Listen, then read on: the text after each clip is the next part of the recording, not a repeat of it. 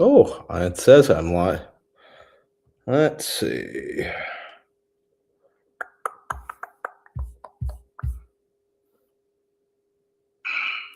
All right. Oh, it says I'm live. Let's see. All right, StreamYards. All right. I can turn this off on my phone right now, and just I'm getting the gist of this. So bear with me. Welcome to another week of What Are We Watching? And I'm John Cortoberfest, as my little name tag on the end says. And in terms of at least what I've watched this week, you've got two. I think the two major topics for me were Avatar: Fire and Ash, which I saw yesterday, and the finale of Stranger Things, which I finally got through over the course of the last week. I think I'm gonna start with Avatar because that's the most fresh on the mind, and going into this movie, I think for me, I root for. I'm sort of settling on. I do root for James Cameron. The man is responsible for a lot of movies that really meant a lot to me growing up. Particularly, Aliens is spectacular. If you haven't seen it, like you just have to. Um, so I go into a James Cameron movie, and I kind of like by default want to love it. And I don't know that I've ever experienced more of a dichotomy of the practical filmmaking versus what's in the writing. You get in, and I did go. And like this is the point. You have to, if you're going to go see this movie, you have to see it in IMAX in the biggest possible format. And actually, now is kind of a pretty good time. It's a pretty good time to go because now that we're what, like 3 to 4 weeks out from the premiere. There's not hordes of people. You're going to have your pick of seats, but you get in there, giant screen, and you put your 3D glasses on, and the movie starts, and it's gorgeous. It is a gorgeous looking movie. Like I anything else I say, I cannot take away from. I cannot take from away from the Avatar films that they look incredible, and that's one of their biggest assets, but also a little bit of a little bit of a drawback. I've never watched any of these films outside of the theaters because no, and again, to his credit, James Cameron knows how to make a film that is designed for a big theatrical. They're designed to go to the theater and see. I mean, you can have the biggest flat screen on the planet. It's not going to cover the visuals for these films. So he's cornered the theatrical experience. You have to either you see Avatar in theaters or you just shouldn't bother watching it at the end of the day because the script is not as it like does not match the visuals. But you get in, it's just this immersive experience. It's and I this is the first time I've gone to I've only had the glasses for about I think it's 2 years at this point, and it's like these glasses plus the 3D glasses over it. Hence why, if you go all the way back to 2009 and the original Avatar, the whole idea that people were going to be sitting around their houses watching 3D TVs was silly because you got people who just can't. Like, I mean, it's like I can see, but I mean, everything is slightly blurry, and I need like in order to see in HD, there's SD, HD. Like that's I need the glasses, and glasses on glasses is a little awkward. But I digress. We've got you know, get in, you start the you start the film, it's gorgeous, and Cameron still knows how to direct an action sequence.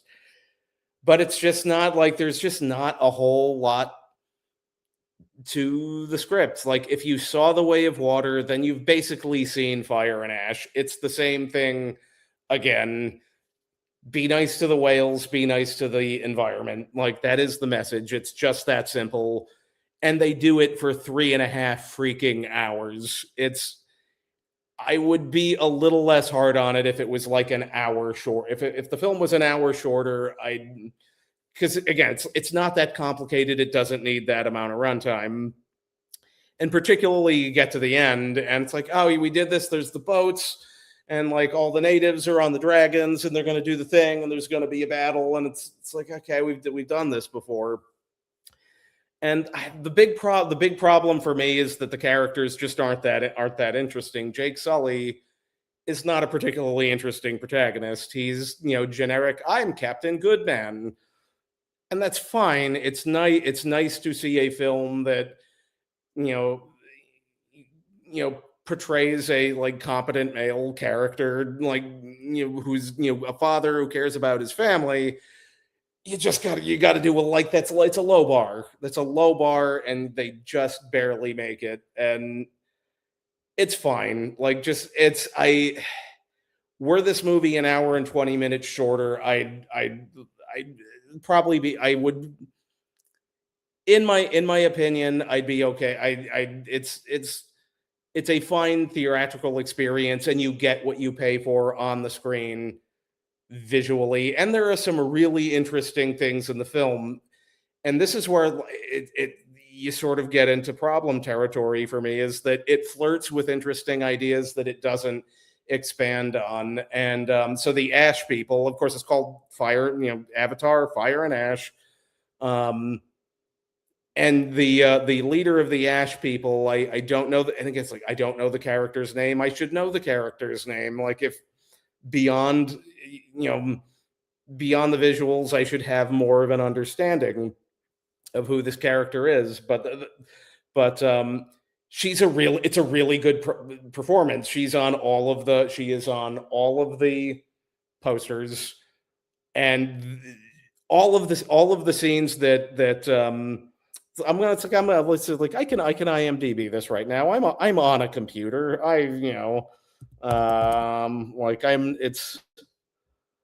I am not beyond doing my research here. Yeah,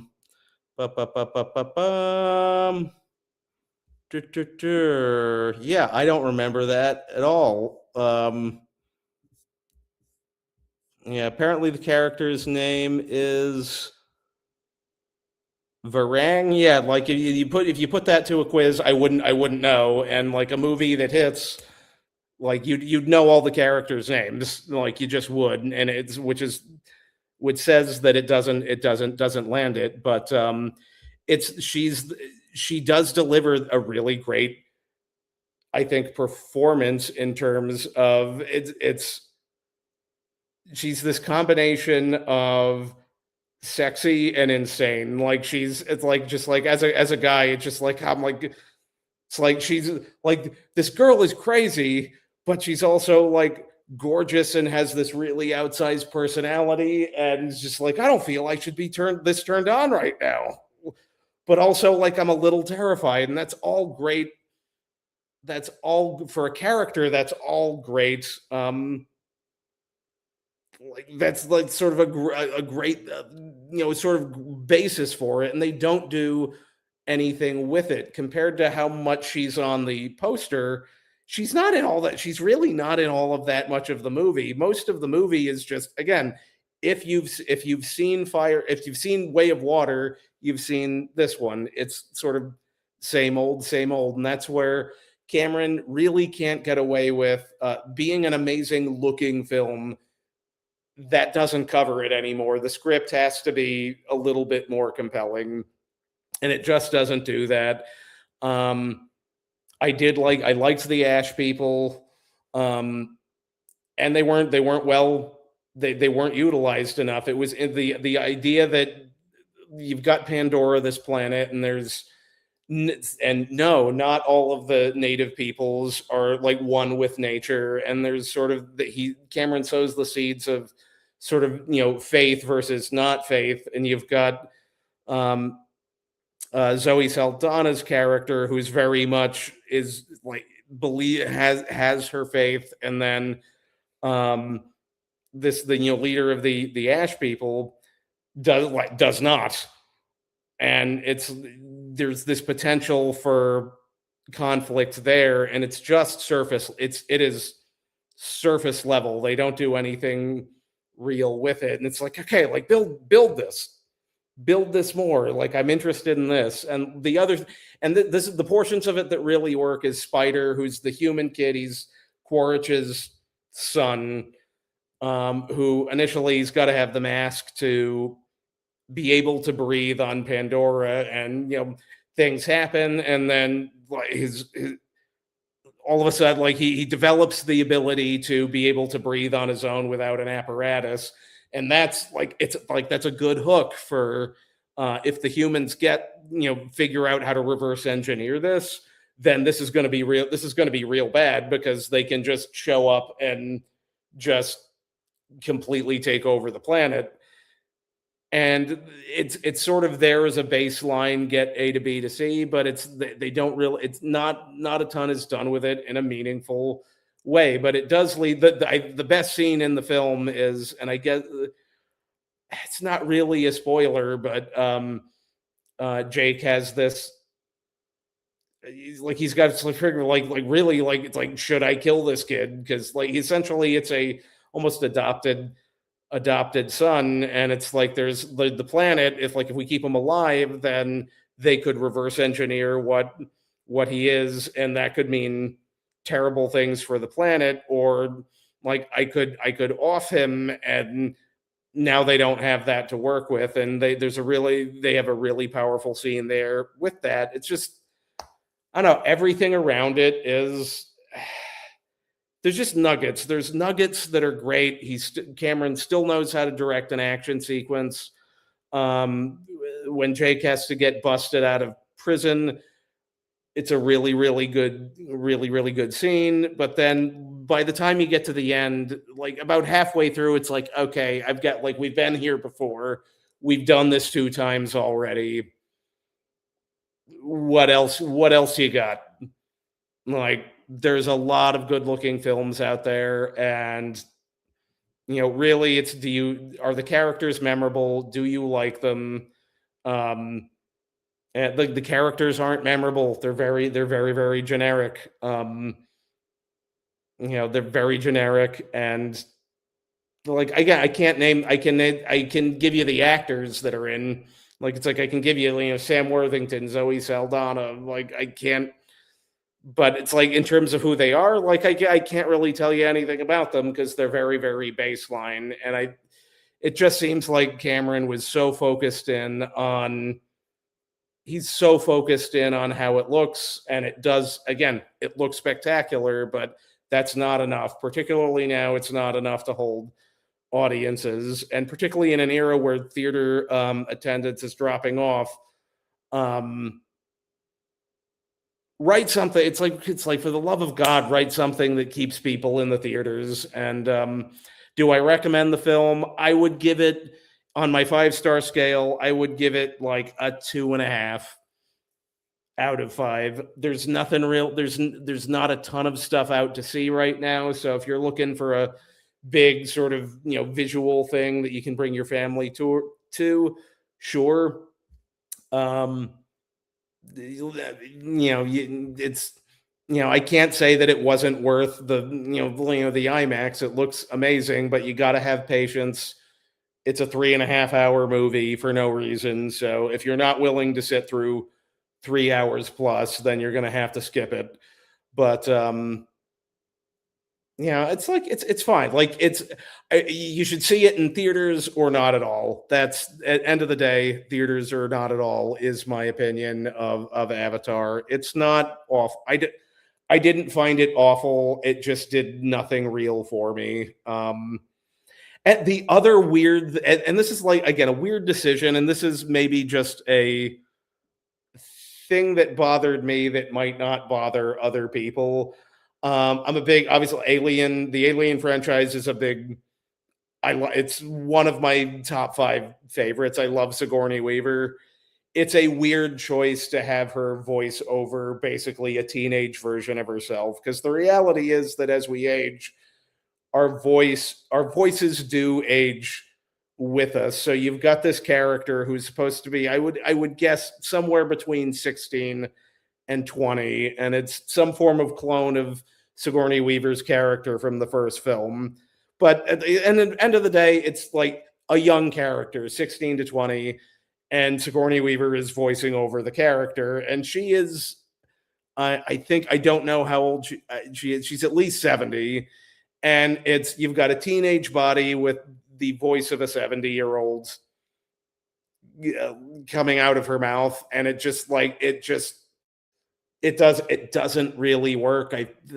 They really should have gone with a young, it's like give a younger actor a chance, and you know have somebody who have a voice that matches the age of the character. That's a weird thing that did not work for me.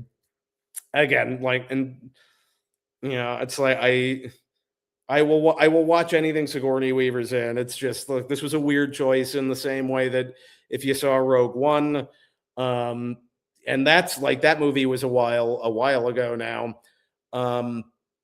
James Earl Jones was like damn near 90 when he did the Darth Vader voice work for that movie, and he sounds like he's 90, and it's, as an audience, it pulls you out of the narrative a little bit. But at the end of the day, like,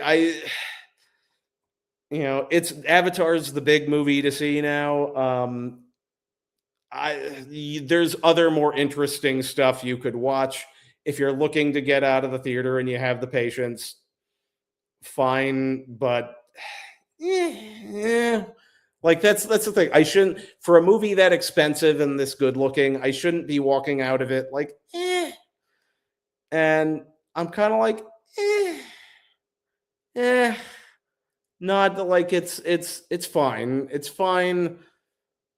Like, you'd be fine to watch it one time. You would never have to watch it a second time. And if you're making a movie, the goal should be, to have the audience want to watch it more than one time. And Cameron has a ton with, Terminator, Terminator 2, Aliens, True Lies. He's got a Titanic, a ton of those under his belt, and it's a little disappointing that we're at this spot where it's all right. Well, yeah, it's like, it looks fine, but Anywho, no prep. This show has no prep whatsoever. I am running and gunning this today. Eventually, I will learn how to prep. Okay, so topic number 2: Stranger Things. It was not as bad as Game of Thrones season 8. I was expecting it to be as bad as Game of Thrones season 8. It was not. It was, again, it falls into the, I think, 3-star. It was fine. Everything was a little bit overdone.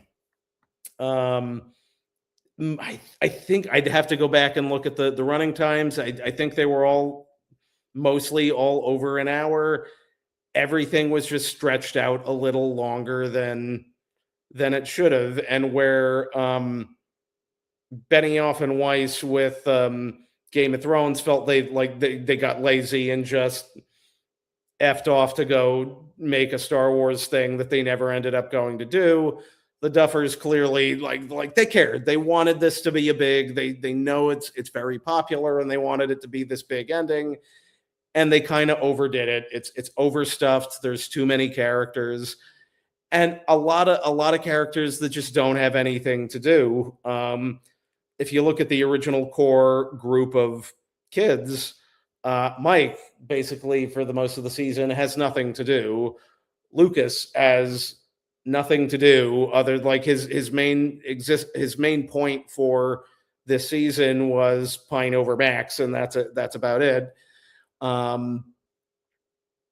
And they really try to do this like really complicated, like, universes on universes thing, and it starts to, there are smarter people than me that have sort of tried to poked holes in it, and it's just basically, it's a lot. As an average viewer, it's a lot to manage. You've got regular Hawkins, you've got the upside down Hawkins, you got Memory Land, then you've got this new planet that's going to come down and smush everything, and it starts to get difficult when you take all of those worlds, plus the numerous characters, it starts to get hard to manage. But ultimately, the important thing is that they, I think, land the emotional plane. I mean, that's the question is, does Stranger Things land the plane? It does land the plane. The plane is on fire, and some of the wheels snap off as it hits the runway. But all of the passengers live, and basically it leaves you with good vibes. It knows that I think the audience for the show wants to come away with it with good vibes, and it does do that. But again, it's like my advice for any show going forward would be keep it contained. In terms of where these seasons rank, season 1 is still the best because I think it was very contained. You had your core quartet of young characters plus 11, and they're up against one Demogorgon, and it's a really, really tight, well-crafted piece of television. And that's like, season 1 is the best season. If I'm gonna rank them, let's just say worst to best. I think I do have to give this season where it's compared to itself as to other things. This is the worst season in that it's overdone, it's overlong, overwritten, too much to pay. So that, but just on a practical level, it's the least well made of the group. After that, season 2. My problem with season 2 is that it suffers from sequelitis. They had a lot of success with season 1. Season 2, they just did the same thing again, only slightly bigger. It's like Stranger Things, strange harder. To use a crappy Die Hard reference. Season 3, I think, is exactly in the middle. A lot of people really hate season 3. It's very goofy. I kind of liked it for that. At least it was different from seasons 1 and 2. And it really sort of embraced a lot of 80s stuff. I liked all of the sort of junior high friendship material. That was very, very relatable. So season 3 is in the middle. Season 4 is almost at the top. I think they knew they needed to add something in. Adding Vecna as a direct antagonist was a good decision. They needed that to sort of drive it to the end. And then, like, season 1 is the best. It was really quite well done. And I think there's a lot of people online are talking about sort of the topic of conversation for season 5 has been Will's coming out scene, and I do think that's where you can take that sequence and look at it as this is not well written. And you have an apples to apples comparison of that sequence versus Robin in season 3. And when Robin comes out to Steve in season 3, it's this very personal, very intimate moment, and it worked very well.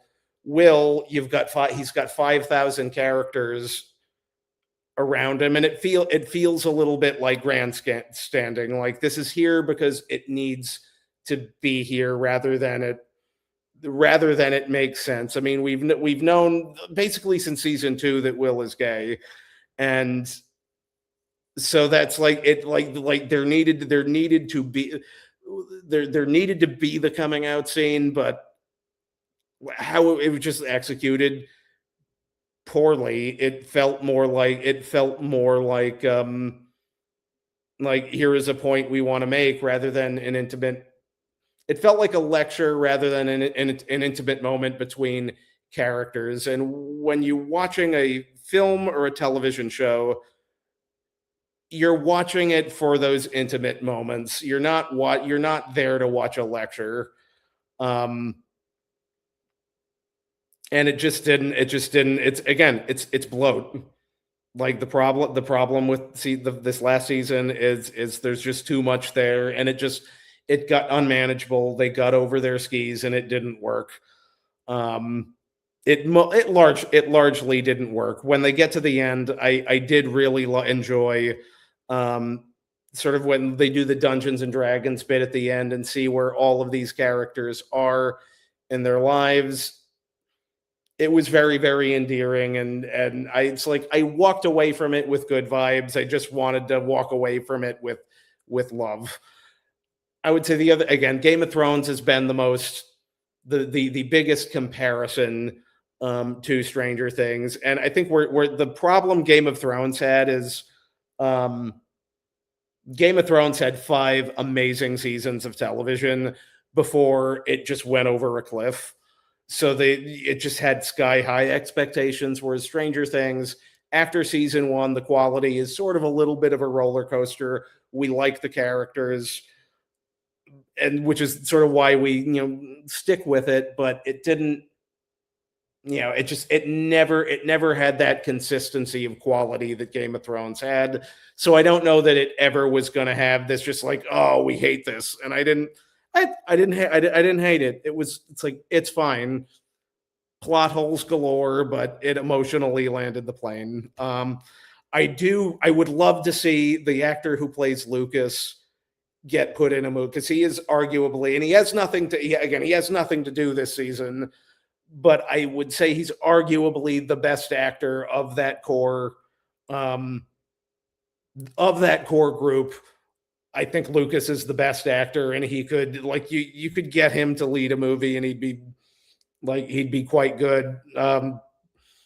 The rest of them, a little tough. That's the other thing, is I don't know that the actor who plays Will didn't quite have the acting chops to pull off what was needed for his scene in episode 7. It's melodramatic and very soap opera, but I digress. At the end of the day, I recommend Stranger Things as a television experience. I recommend it is worth the watch. It's not, again, Game of Thrones.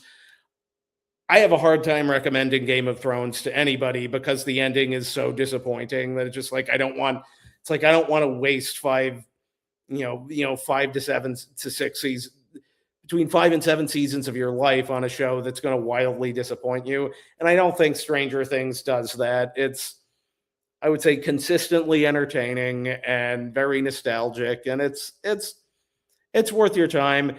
I would say the series as a whole is a 3.5 out of 5. Season 5 is like a 2.5 out of 5. So it's check it out. It's good after work television, and I hope going forward the Duffers sort of contained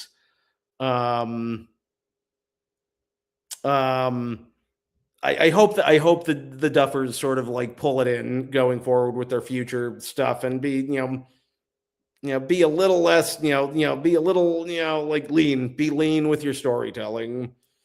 All right, what else? It's like I haven't, like, I'm in the middle of moving, so it's like I haven't watched. There's not a ton that I've watched this week. I did chunk through, and if you're on a plane, I have a recommendation. If you were on a plane and they do not give you headphones, I was on a Delta flight back to Texas. I'm in the middle of sort of moving from Texas to New England, and my flight back for New Year's. The flights I've been on before, they give out headphones, and it's like you can watch. They've got a good selection of movies on their little rear view, screen. No headphones, so you got to find, if you're on a plane, you don't have headphones, and you need to pass the time. You got to find a movie that you've seen 1,000 times, to the extent where, like, you don't need no headphones. You can just watch the visuals, and the audio is already in your ears. And for me, that movie was Batman 1989. Like, they had Batman 89 in the list, and it's been a bit since I've watched it, but it still holds up. And it's like Michael Keaton does. I think Bruce Wayne is a very interesting. He's one of the most interesting comics characters to play because there are so many different angles you can take on it. I think, Lord, I think Christian Bale is my favorite for the determination that Christian Bale brings to it. Sort of his angle on Bruce Wayne is, I went through this thing when I was a kid and I am determined nobody is going, like, I will not allow this to happen to anybody else. I am just that focused. I am just that. I am gonna just drill down on making sure this doesn't happen. And that's one angle on Bruce Wayne. What Michael Keaton sort of did beautifully was the sort of melancholic version of Bruce Wayne, where you see him in any social setting outside of being Batman. Like, Bruce just doesn't know how, like, he just doesn't understand how to relate to people outside of Batman. And then once, like, when you get him into the Batcave, all of a sudden it's very that now he's comfortable, and it's like there is all of this brooding, and it's just such an interesting. It's just an interesting angle, like the awkward, like you think of a superhero and you don't necessarily think of that level of awkward, and just Michael Keaton's take on it is it's just so beautifully, like, he knows what he's got to do, and outside of what he's got to do, he's, there's just a lot that he can't handle. And it's a wonderful take on the character. And a lot of actors have, I would say I kind of liked Ben Affleck's take on Bruce Wayne as well, in that he took the angle of the character that was, I am gaming out the worst case scenario in any situation, and I'm going to assume it's going to happen. And that's sort of the angle that he took on it. So there's a lot of, I would say Val Kilmer is the weakest Bruce Wayne. For me, Val Kilmer was the weakest Bruce Wayne. I don't think he did anything with it. Clooney was interesting in that Clooney was a terrible Batman, but what he did get was the elder Bruce Wayne, like the version of the Bruce Wayne that's older and has learned to, like, he's learned to play the billionaire playboy and put the show on. And he does that very well, but all of the Batman stuff is he's just terrible at. But and I guess, like, going back to, like, Joker is very similar. At the end of the day, you got Jack Nicholson, who's, I mean, the core of the Joker is that like, he represents chaos, but Jack Nicholson, it's sort of that sort of self-centered version. It's sort of a self-centered version of the character, where he's, it's like it's causing it for his own amusement, whereas Heath Ledger is trying to prove a point. And I kind of like the version of the Joker where he actually, like, he has an ideology and he has a point to prove. Like, there is, like, he's doing all of these horrible things, but it's from this warped view of how things are. So I would say, like, if you're on a plane, pick something that's pick out something that, and you can in fact raw dog the plane if you've got the sound, the stereo mix, as it were. If you have the stereo mix in your head, you can make the plane ride go by faster. And also, like, go watch some Batman. Batman is awesome. And the only other thing I've watched this week so far is I'm working up to that Scrubs reunion, and I'm just finished season 6. I've got 2 more seasons to go, and I really hope that I really hope the revival. I really hope they nail it. I'm excited. I think we could all use a nice, good little bit of comedy. So I think that's all I've got for today, but I'll see you next week. Find some good entertainment to watch, and I will talk to you next time.